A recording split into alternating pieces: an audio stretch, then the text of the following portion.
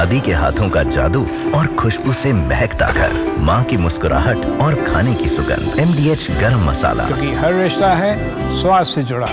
Gaza में Israeli बमबारी से ही इकलौता संकट नहीं है जिससे फिलिस्तीनी मारे जा रहे हैं, बल्कि भूख अब एक ऐसा संकट बन चुकी है जिससे पूरी फिलिस्तीनी कौम खत्म हो सकती है।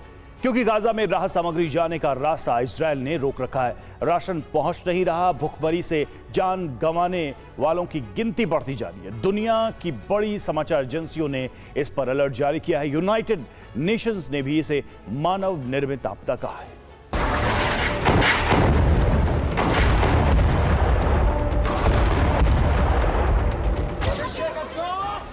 ये तस्वीरें गाजा की हैं। बच्चे खाली हो चुके बर्तन की तली में बचे चावल बटोर रहे हैं। खाना इतना कम है कि उनकी छोटी छोटी मुट्ठियां भी नहीं भर पा रही हैं। पेट भरना तो दूर की बात है।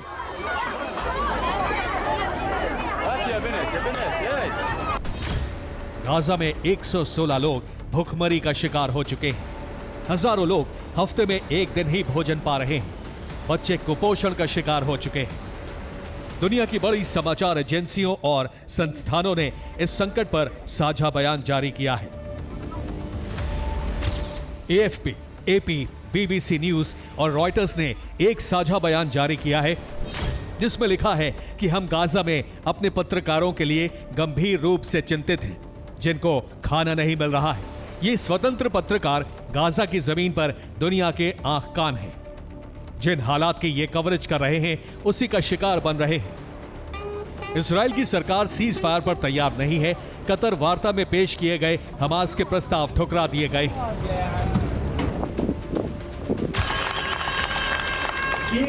इजराइल की राजधानी में लोग लगातार प्रदर्शन कर रहे हैं। इनकी मांग है कि सरकार तुरंत सीज फायर लागू करे।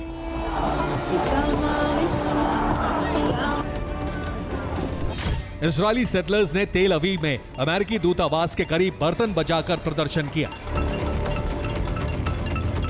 इनकी मांग है कि अमेरिकी सरकार नेतन्याहू पर सीज फायर के लिए दबाव बनाए।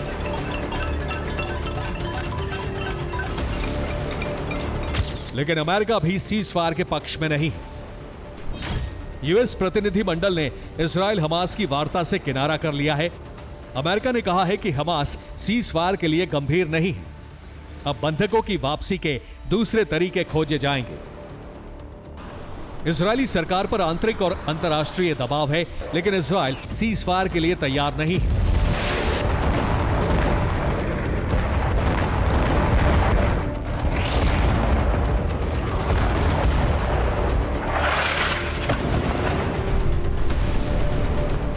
इजराइल की इस जंग से अंतर्राष्ट्रीय समीकरण गड़बड़ा रहे हैं। यूरोप के देश पहले ही इजराइल से नाराज हैं और अब इसके असर नजर आने लगे हैं।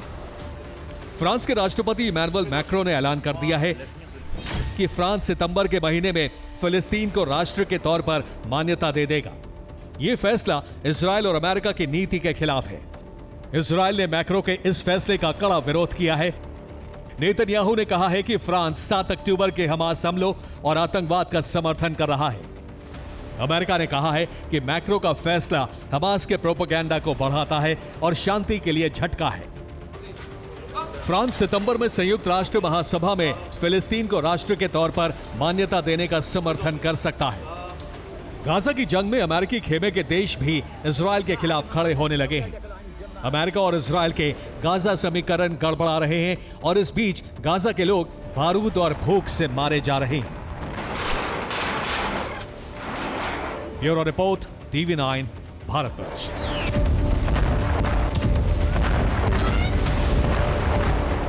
दादी के हाथों का जादू और खुशबू से महकता घर, माँ की मुस्कुराहट और खाने की सुगंध। MDH गरम मसाला, क्योंकि हर रिश्ता है स्वाद से जुड़ा।